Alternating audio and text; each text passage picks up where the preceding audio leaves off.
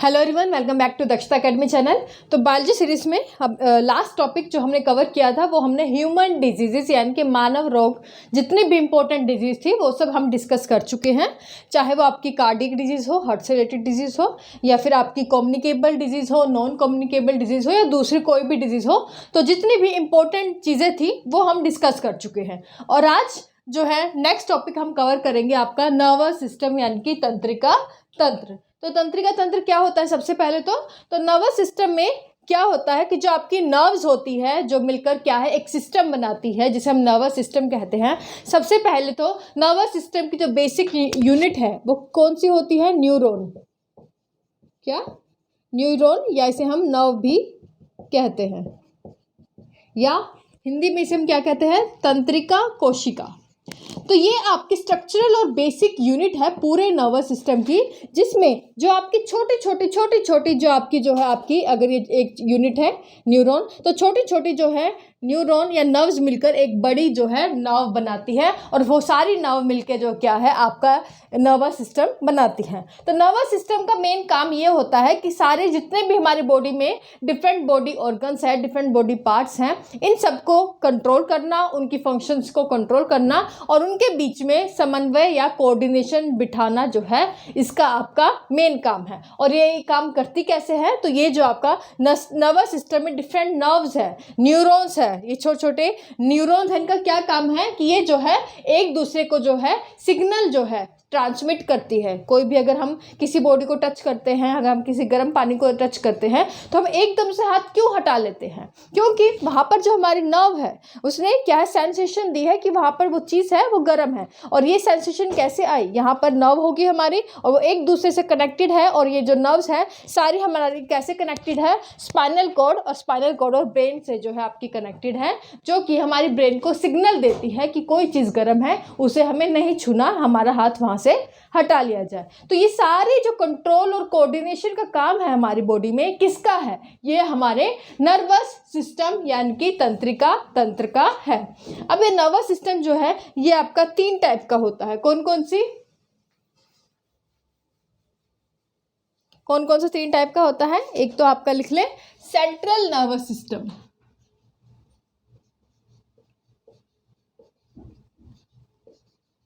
Central nervous system यानी कि जो मध्य का आपका तंत्रिका तंत्र है वो। उसके बाद पेरिफेरल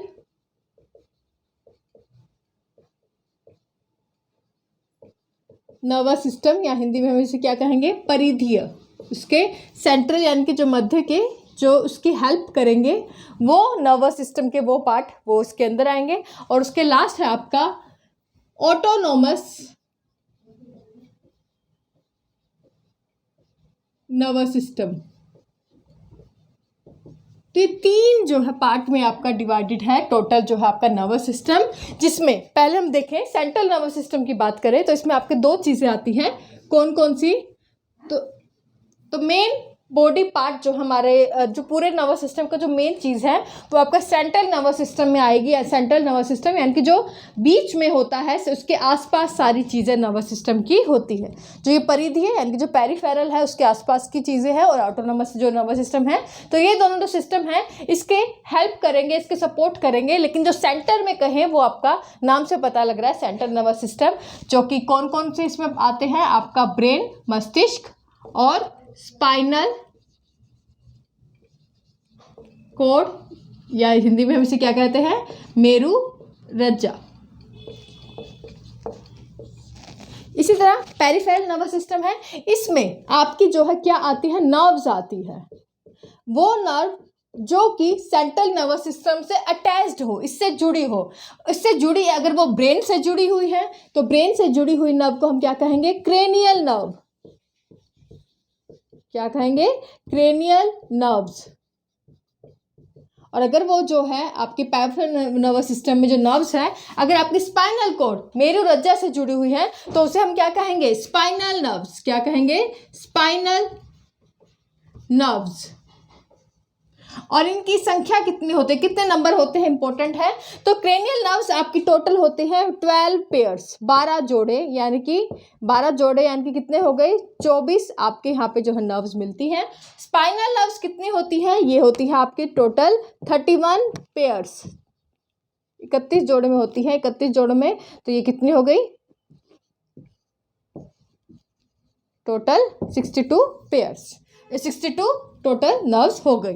और इस तरह अगर क्रेनियल नर्व 12 जोड़े हैं, स्पाइनल नर्व 31 जोड़े हैं, 31 पेयर्स में पाए जाते हैं, तो टोटल इसमें नर्व्स के कितने पेयर्स आपको मिलते हैं, तो ये आपके मिलते हैं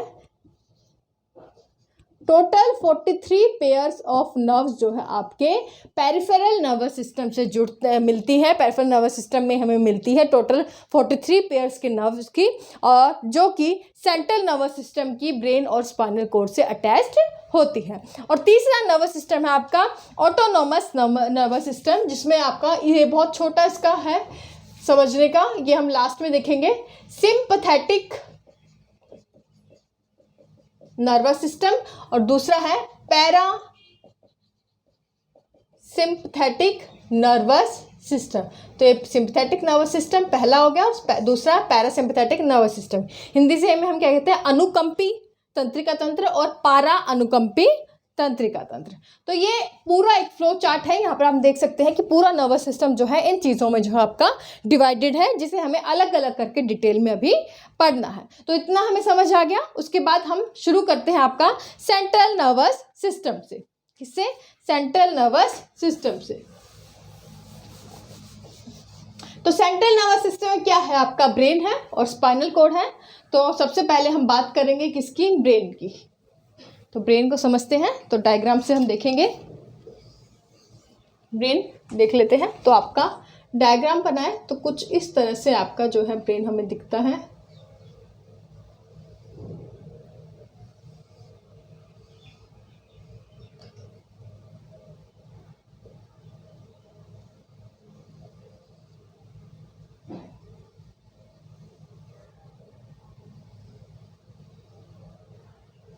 और ऊपर जो है स्कल बोन होती है, जो क्रेनियम बोन होती है, काफ़ी हार्ड बोन होती है, जो कि हमारी ब्रेन को कवर करके रखती है। ये क्या है आपकी, स्कल या cranium bone.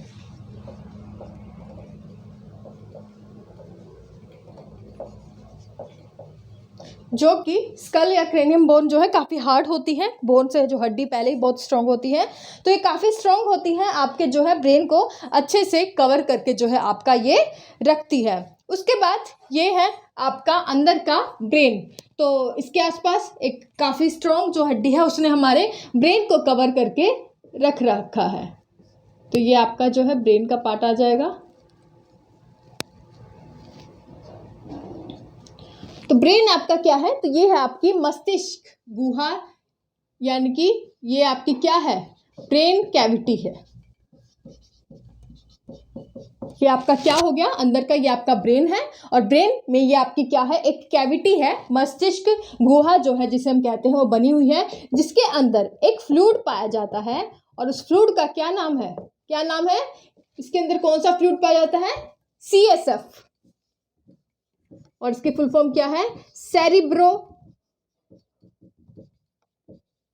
Spinal fluid. Cerebro spinal fluid इसकी फुल फॉर्म है। तो कई बार क्वेश्चन आया है इस फ्लूइड के बारे में, याद रखिएगा। ब्रेन में जो फ्लूइड मिलता है उसे हम CSF कहते हैं, सेरिब्रो स्पाइनल फ्लूइड कहते हैं। अब ये ब्रेन है, इसे हमारी जो है 3 बहुत पतली जो है मेम्ब्रेन कवर करती है हमारी ब्रेन को। तो बहुत पतली जो है मेम्ब्रेन, 3 पतली पतली मेम्ब्रेन हमारे ब्रेन के पार्ट को जो है कवर करती है, जिसे हम क्या कहते हैं, झिल्ली हिंदी में कहते हैं।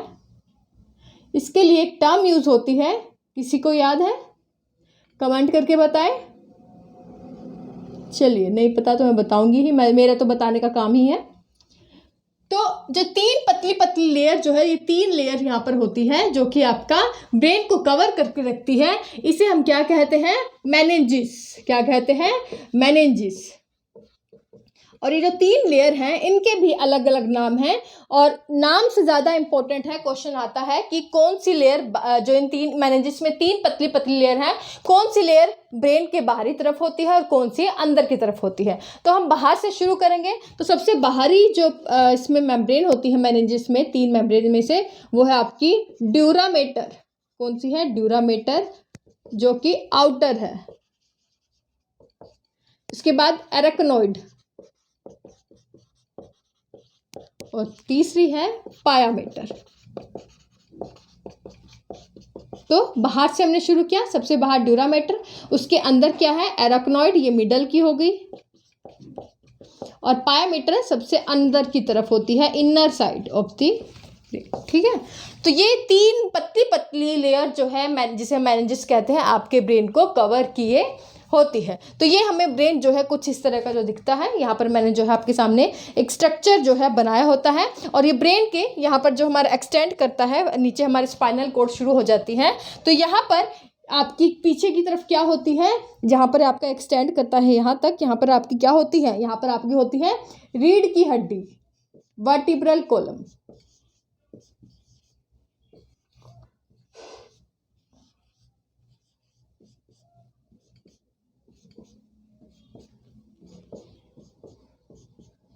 ये क्या है? वर्टिब्रल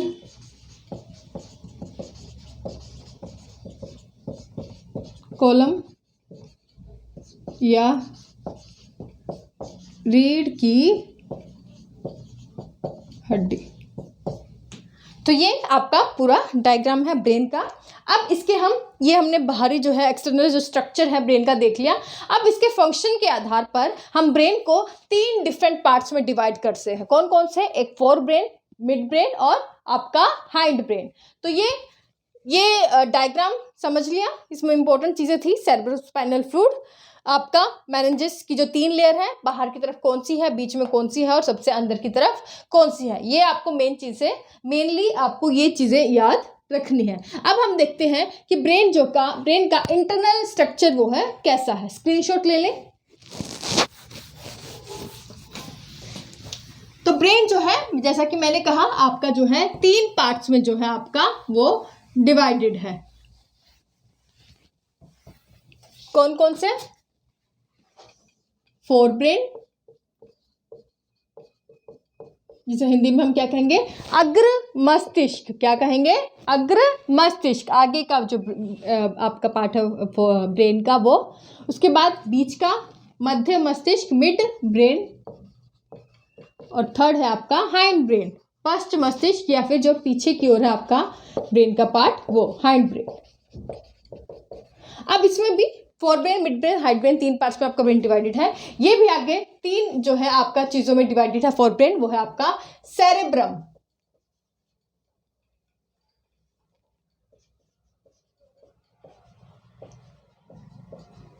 सेरेब्रम जो है आपका पहला पार्ट है। उसके बाद है आपका ओल्फैक्टरी लोब। ओल्फैक्टरी से याद आया होगा कि ओल्फैक्टरी शब्द यूज किस लिए किया जाता है? सूंघने के लिए, स्मेल के लिए। ओल्फैक्टरी लोब, और थर्ड है आपका हाइपोथैलेमस।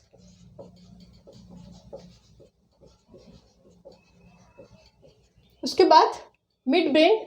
मिड ब्रेन में आपका जो है सिर्फ आपकी जो है एक पार्ट जो है आपका मिड ब्रेन में आता है, और वो है आपका ऑप्टिक लोब।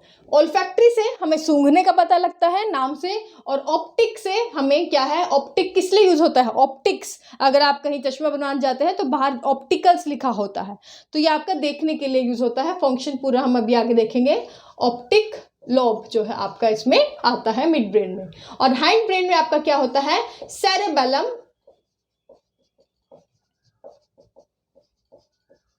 पोन्स और मेड्यूला। तो ये जो आपका ब्रेन है आगे फर्दर जो है ये ऐसे डिवाइडेड है। तो ये आपका 3 पार्ट्स में मेनली डिवाइड है brain, fore brain, mid brain, hind brain. जो आगे फोर ब्रेन है, सेरेब्रम, ओल्फैक्टरी लोब और हाइपोथैलेमस में डिवाइड हो जाता है, जिसमें से सेरेब्रम भी आगे 4 पार्ट्स में डिवाइड होता है। चिंता मत करें, कोई और पार्ट आगे डिवाइड नहीं होगा, सिर्फ सेरेब्रम जो है आगे 4 पार्ट्स में डिवाइड होता है। कौन कौन से? फ्रंटल लोब,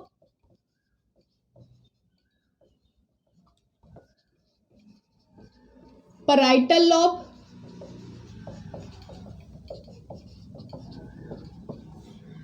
टेम्पोरल लोब और है आपका ऑक्सीपिटल लोब।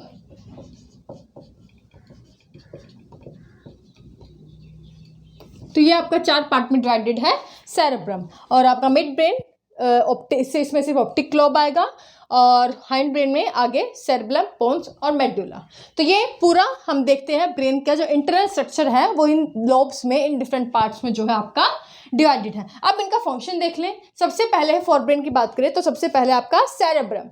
सेरेब्रम याद रखिएगा, आपके ब्रेन का क्वेश्चन आए सबसे बड़ा पार्ट कौन सा है, सबसे बड़ी लोब कौन सी है, तो सेरेब्रम जो है सबसे बड़ा पार्ट है आपके ब्रेन का, जो कि आपके 2 भाग में डिवाइड होता है। अगर कभी आपने इंटरनल स्ट्रक्चर देखा है ब्रेन का भी, जैसे एक डमी टाइप ब्रेन रखा होता है आपका लैब्स में, अगर आप देखें, अगर किसी बुक में ब्रेन का डायग्राम देखें तो बीच में पार्टीशन होता है आपका, 2 पार्ट्स में डिवाइडेड होता है। जो ऊपर से देखने को हमें मिलता है वो क्या है, सेरेब्रम।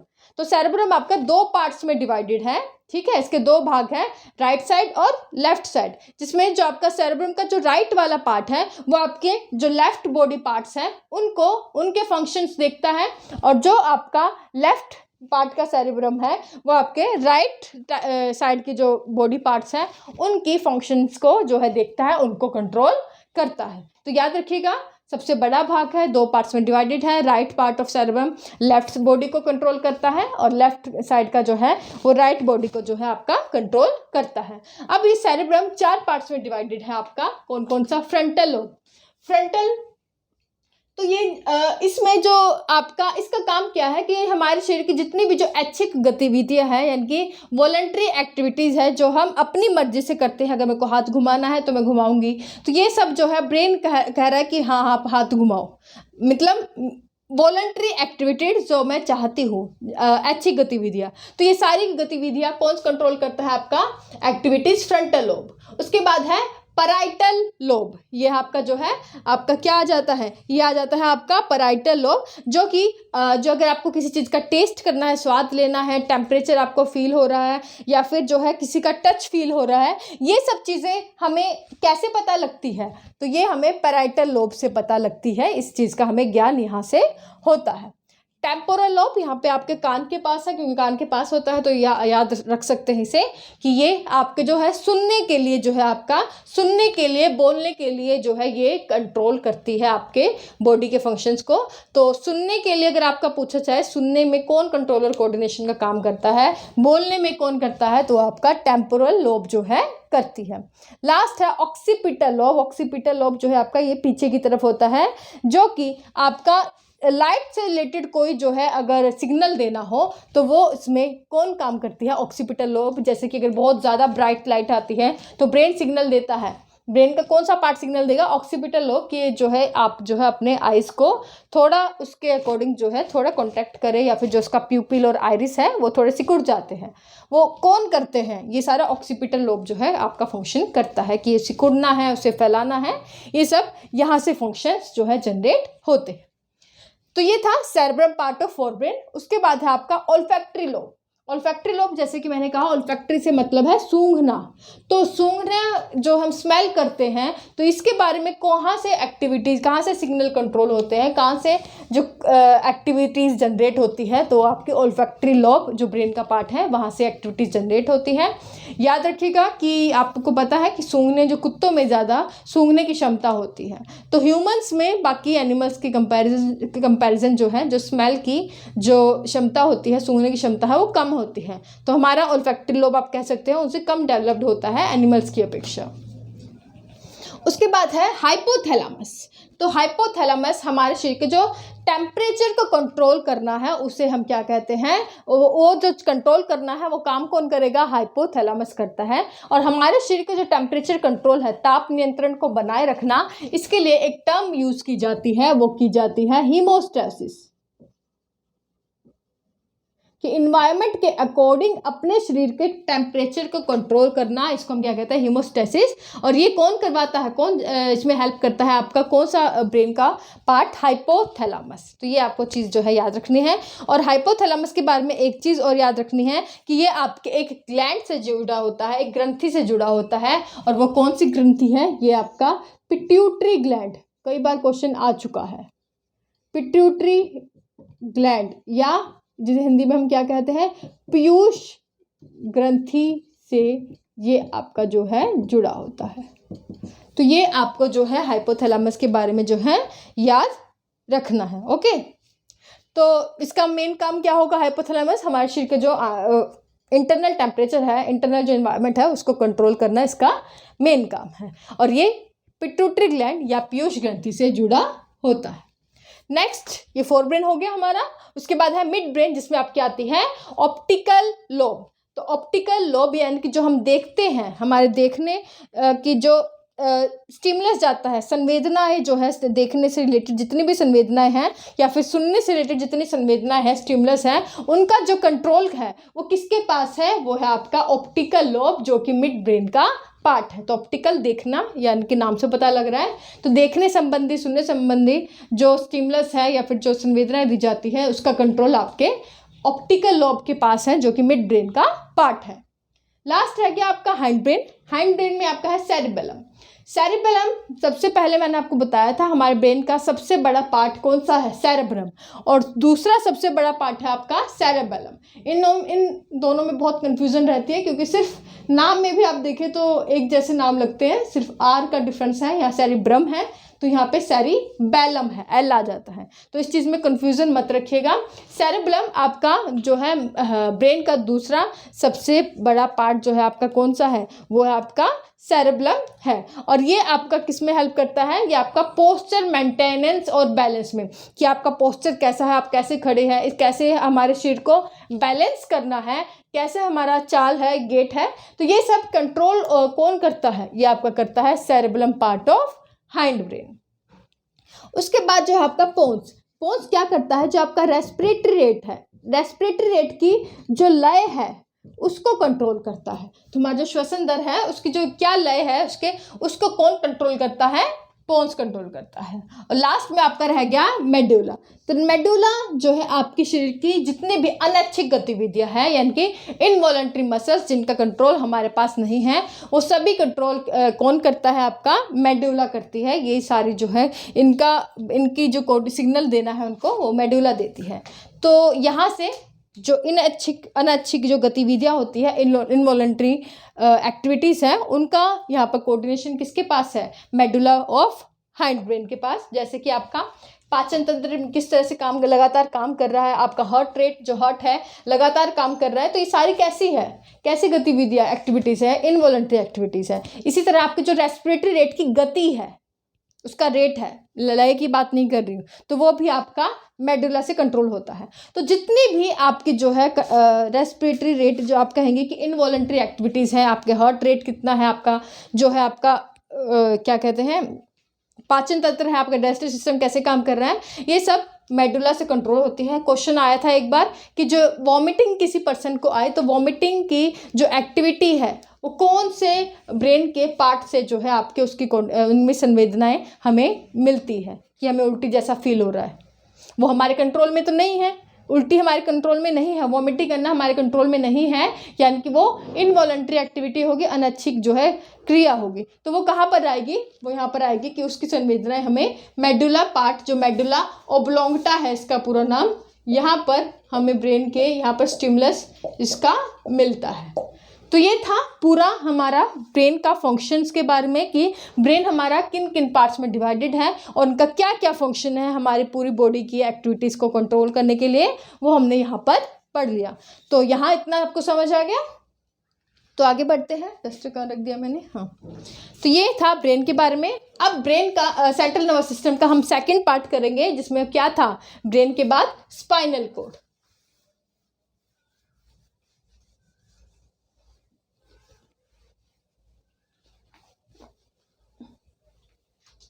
अब हम पढ़ते हैं स्पाइनल कोड के बारे में।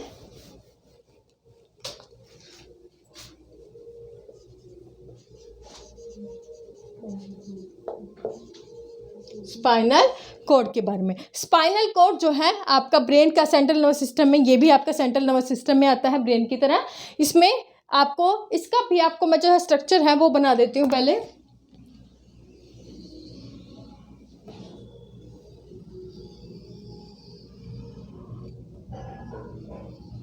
तो इस तरह का कुछ जो है स्पाइनल कोड का जो है आपका स्ट्रक्चर जो है आपका होता है।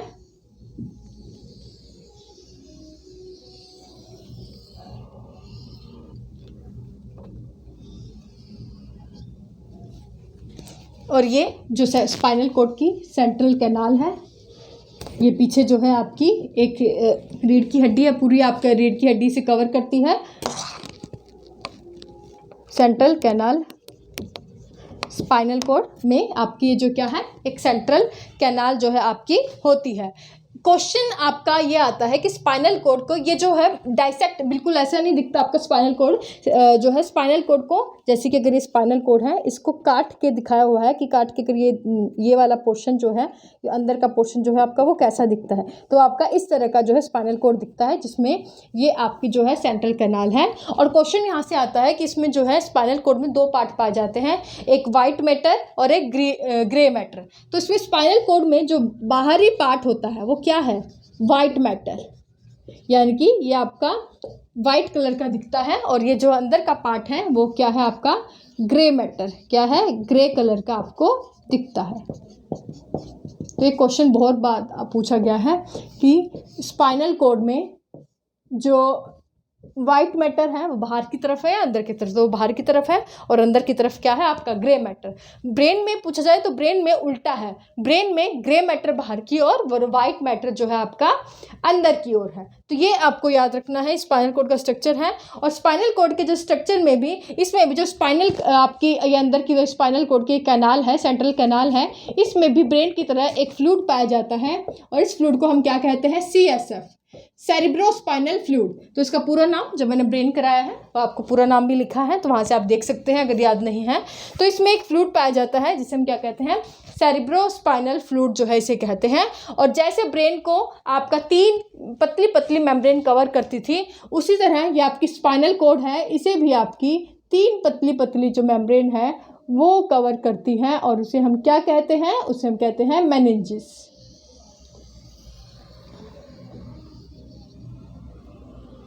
ये क्या है, जो 3 पतली पतली लेयर आपकी ब्रेन की तरह स्पाइनल कोड को कवर करती है, उसे हम क्या कहते हैं, मेनिंजिस कहते हैं।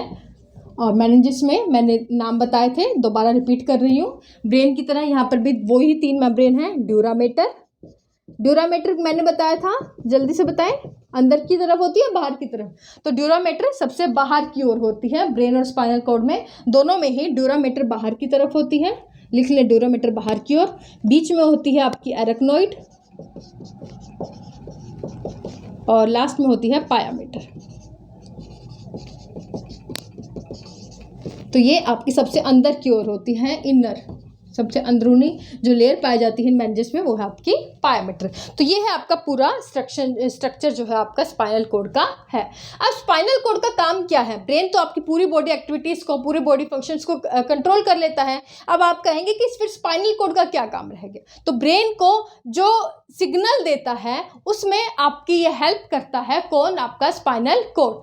अब मैंने स्टार्टिंग में आपको बताया नर्वस सिस्टम 3 पार्ट्स में डिवाइडेड है, central nervous system, peripheral nervous system और लास्ट में मैंने बोला ऑटोनोमस नर्वस सिस्टम।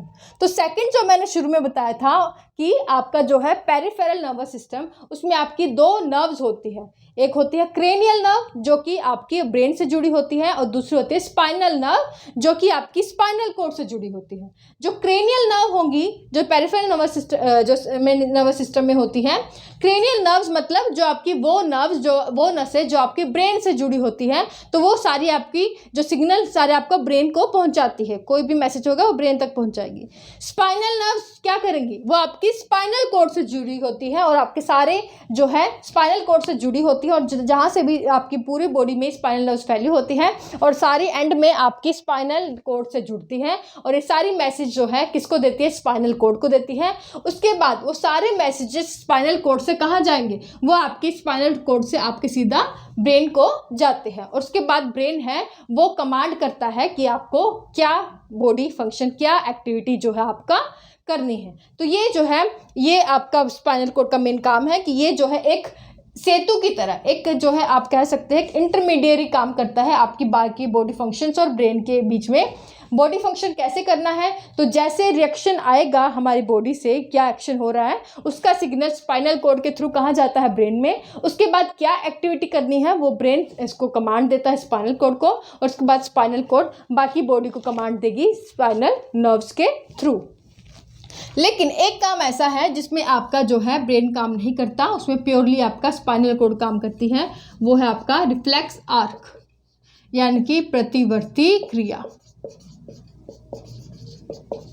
प्रतिवर्ती क्रिया क्या है, रिफ्लेक्स आर्क क्या है, 8वीं क्लास में अगर आपने पढ़ा है साइंस तो याद होगा कि एक डायग्राम बनाया होता था हमारे आम का कि अगर हम गर्म बर्तन को हाथ लगाए तो हम रिफ्लेक्स करते हैं, ये हमारा प्रतिवर्ती क्रिया होती है, एकदम हम वहाँ से हटा लेते हैं। इसमें ब्रेन का काम नहीं है, इस फंक्शन में आपका पूरा स्पाइनल कोड का काम होता है। जहाँ आपने गर्म पदार्थ को टच किया आपके जो है वहाँ पर जो है क्या थी, वहाँ पे स्पाइनल नर्व्स थी, वहाँ सेंसरी जो है न्यूरॉन थी, उसने सेंस किया, आपकी स्किन के थ्रू सेंस किया, सेंसरी न्यूरॉन ने जो है आगे आपका मैसेज भेजा आपका सेंसरी न्यूरॉन्स को और सेंसरी न्यूरॉन ने आगे जो मैसेज आपका किसको दिया, स्पाइनल कोड को, और स्पाइनल कोड जो है आपका किसको मैसेज देगी, मोटर न्यूरॉन को, मोटर न्यूरॉन जो कि मैसेज देगी कि आप वहाँ से, क्योंकि वो पानी जो है गर्म है, बर्तन गर्म है, वहाँ से जो है अपना हाथ जो है हटा लीजिए। तो ये जो है वहाँ से एकदम आप हटा लेते हैं हाथ, उसे हम कहते हैं रिफ्लेक्स एक्शन यानी कि रिफ्लेक्स आर्क या प्रतिवर्ती क्रिया। इसमें आपका जो है ब्रेन काम नहीं करता, इसमें आपका जो है सेंसरी नर्व्स और मोटर नर्व्स जो है काम कर रही हैं, जो कि जिसे कमांड कौन दे रही है, आपकी स्पाइनल कोड जो है कमांड देती है। क्लियर। तो ये था आपका स्पाइनल कोड का काम और ये है आपका स्पाइनल कोड का स्ट्रक्चर। तो ये हो गया हमारा पूरा सेंट्रल नर्वस सिस्टम जिसमें स्पाइनल कोड और ब्रेन के बारे में हमने पढ़ लिया है और इसी के साथ हमारा सेंट्रल नर्वस सिस्टम खत्म हो जाता है। सेकंड हमने देखा था वो था आपका पेरिफेरल नर्वस सिस्टम, जिसमें आपकी दो तरह की नर्व्स मिलती हैं, एक क्रेनियल नर्व्स जो कि ब्रेन से जुड़ी होती है, जो कि ब्रेन को सारे जो है इंफॉर्मेशन सिग्नल पहुंचाती है। उसी की तरह दूसरी नर्व थी आपकी स्पाइनल कोड, जो कि स्पाइनल नर्व्स जो कि स्पाइनल कोड से जुड़ी होती है, जो कि सारी इंपॉर्टेंट इन्फॉर्मेशन या मैसेजेस या सिग्नल जो है स्पाइनल कोड तक पहुंचाती है। तो ये इतना काम होता है इन नर्व्स का, जो कि आपका पेरिफेरल नर्वस सिस्टम में परिधीय तंत्रिका तंत्र में मिलती है। थर्ड मैंने आपको बोला था कि थर्ड जो टाइप का नर्वस सिस्टम होता है वो होता है आपका कौन सा, autonomous nervous system. Autonomous nervous system, जिसमें दो तरह के आपके जो सिस्टम मिलते हैं, एक होता है सिंपथेटिक नर्वस सिस्टम और दूसरा है आपका पैरासिम्पथेटिक नर्वस सिस्टम। सिंपथेटिक को आप लिख लें अनुकंपी, हिंदी में हम इसे क्या कहते हैं, अनुकंपी तंत्रिका तंत्र, और इसे हम कहते हैं पारा अनुकंपी तंत्रिका तंत्र। तो इन नर्वस सिस्टम का मेनली क्या काम करता है, तो जो सिंपैथेटिक नर्वस सिस्टम है ये हमारी बॉडी को जो है एक्टिव रखता है। क्या है, अगर आपसे क्वेश्चन पूछा है कि आपकी बॉडी को जो एक्टिव कौन सा सिस्टम करता है, तो ऑटोनोमस नर्वस सिस्टम, जो आपका सिंपैथेटिक नर्वस सिस्टम है, आपकी बॉडी को उत्तेजित हमेशा एक्टिव बनाए रखता है और ये आपकी बॉडी को जो है रिलैक्सेशन देता है, आपकी बॉडी को आराम जो है देता है। कहते हैं ना कई बार कि ये कुछ ज़्यादा ही एक्टिव है, इसका सिंपैथेटिक नर्वस सिस्टम कुछ ज़्यादा ही एक्टिव है, तो क्या है दरअसल उसमें जो है ये उसकी बॉडी में ज़्यादा काम करता है, यानी कि पर्सन को एक्टिव बनाए रखता है, उसको उत्तेजित जो है बनाए रखता है। इसी तरह सिंपैथेटिक नर्वस सिस्टम में जो आपका ये आपके जो हार्ट रेट है, इसके कारण आपका हार्ट रेट बढ़ता है। इसके कारण पैरासिम्पैथेटिक नर्वस सिस्टम आपके हार्ट रेट को क्या करता है, इसको स्लो कर देता है। इसी तरह ये आपका जो रेस्पिरेटरी रेट है, सांस लेने की जो गति है उसको ये आपका तेज करता है, इसको स्लो कर देता है। इसी तरह ये आपके जो मसल्स में जो सिकुड़न होती है, कॉन्ट्रैक्शन होती है, वो इसके कारण होती है, और मसल्स में जो रिलैक्सेशन होती है वो आपका इसके कारण होती है। तो ये इसमें जो है आपका मेन डिफरेंस है। और इसी की तरह जो आपके आँख में जो काले रंग का मिलता है, या आपका जो पुतली होती है, तो प्यूपिल का आकार छोटा होता है या बड़ा होता है, ये भी इनका ही पार्ट है। इसमें जो है आपका ये आपका जो प्यूपिल है इसके कारण उसका साइज़ जो है बड़ा हो जाता है, जो आपका पुतली होता है अंदर उसका, और इसमें इसके कारण इसका छोटा होता है। तो जब आपका जो आँखों के अंदर जो काला काला पार्ट है, इसे हम प्यूपिल कहते हैं, हिंदी में से हम क्या कहते हैं, पुतली कहते हैं। तो इसके कारण जो है जो सिंपैथेटिक नर्वस सिस्टम है, ये आपका प्यूपिल का आकार बड़ा कर देता है और ये जो है आपका छोटा कर देता है। लेकिन ये सब अगर हम देखें तो एक्टिव, अगर आपका सिंपैथेटिक नर्वस सिस्टम आपको एक्टिव बनाए रखेगा तो स्वाभाविक है हार्ट रेट ज़्यादा होगा, रेस्पिरेटरी रेट ज़्यादा होगा, मसल कॉन्ट्रैक्शन ज़्यादा होगी, आपका प्यूपिल बड़ा होगा। लेकिन यहाँ पर एक जो है कॉन्ट्रा इंडिकेशन, एक एक्सेप्शन है कि सारी ज़्यादा यहाँ पर जो एक्टिव चीज़ें यहाँ हो रही हैं, लेकिन जो रिलैक्सेशन वाली चीज़ें यहाँ हो रही है। लेकिन एक ऐसा बॉडी फंक्शन है जिसमें उल्टा हो जाता है, यानी कि जो हमारा डाइजेस्टिव सिस्टम, डाइजेशन की जो प्रक्रिया है, ये सिंपैथेटिक नर्वस सिस्टम आपका डाइजेशन की जो प्रक्रिया को स्लो कर देता है, लेकिन पैरासिम्पैथेटिक डाइजेशन की जो प्रक्रिया को ये आपका फास्ट कर देता है।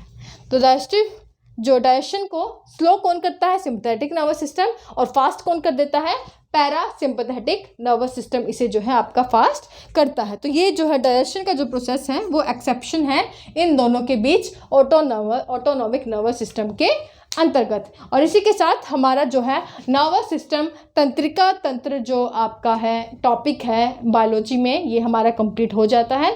पूरी उम्मीद है आपको टॉपिक क्लियर हो गया होगा, कोई डाउट रह गया होगा। वीडियो के बाद में मुझे नीचे कमेंट करके आप पूछ सकते हैं। वीडियो अगर अच्छे लगे तो प्लीज़ लाइक ज़रूर कर दिया करें, लाइक में कंजूसी ना करें। वीडियो को ज़्यादा से ज़्यादा शेयर करें, नीचे शेयर का ऑप्शन आता है, वहाँ से कॉपी लिंक करके या फिर सीधा शेयर करें अपने व्हाट्सएप ग्रुप में, कहीं भी आप शेयर करना चाहें वहाँ शेयर करें। चैनल पर नए हैं तो सब्सक्राइब कर लें। आज के लिए बस इतना ही। Thank you so much.